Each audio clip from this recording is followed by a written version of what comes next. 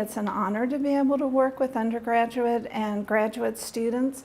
I find it really exciting when we further their natural curiosity, and when they find, I typically do like quantitative research, so working with data sets and things like that, and when they have a research question and they've done a review of literature and they've written out their research question, so they have the topic, they've written out the question, and then they start doing some of the analysis, just to see their face light up when they get their first significance, and then to try and interpret what that means. And so that's the piece that I really enjoy.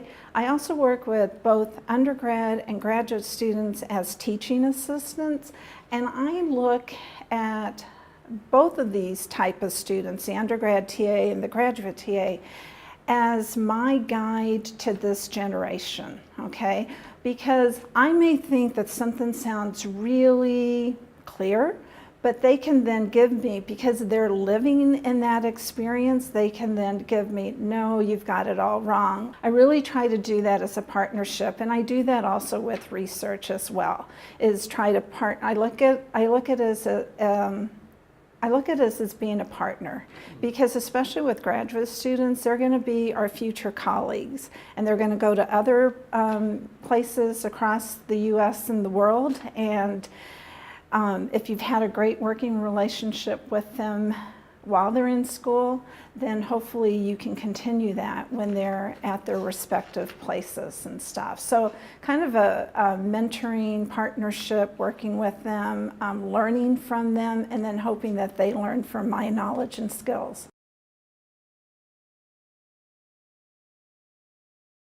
I'd say typically when I tell people I am driven to discover the economic perspectives of the family, or of individuals and families. So I often tell people, I once heard that you could look at our department as a bicycle wheel, and in the middle is the family. So that's our unit of analysis, and the spokes are what we're all interested in. And so I'm interested in any aspect of money and family. That gets me excited. So even like understanding student loans and how do families finance their students, their son or daughter to go to college, are they expecting them to have those athletic scholarships? Are they expecting them to have the academic scholarships? But what if their kid doesn't get that? Then what happens?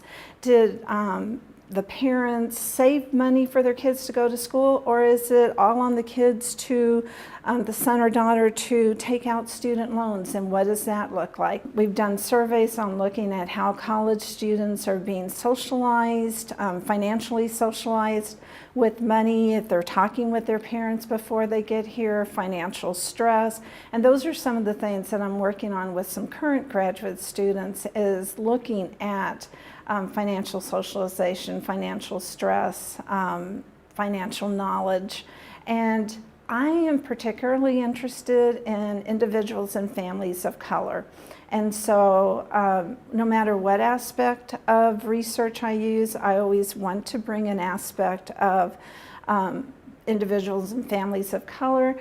But I want to look at it from the strengths model versus, looking at them from a deficit model. So I want to highlight what they're doing good, what's working well, and what kind of practices, what are their values and beliefs around money. I also look at home-based business, family-owned business, and self-employed, and work on a research project with that. And one of the things that we've done is look at cash flow management within families who own businesses, and whether they're having problems in the business, does that carry over to the family, or if they're having problems in the family household managing, and does that carry over to the business? So those are probably the two, looking at college students and looking at our family-owned businesses and self-employed.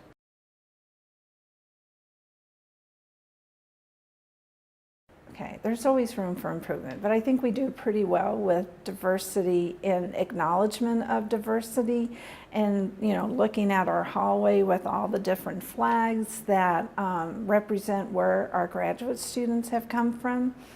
I think that for the most part, most of us are open. We have like an open door policy where students can stop by and talk to us or send us an email, and we'll figure out a time to meet with them.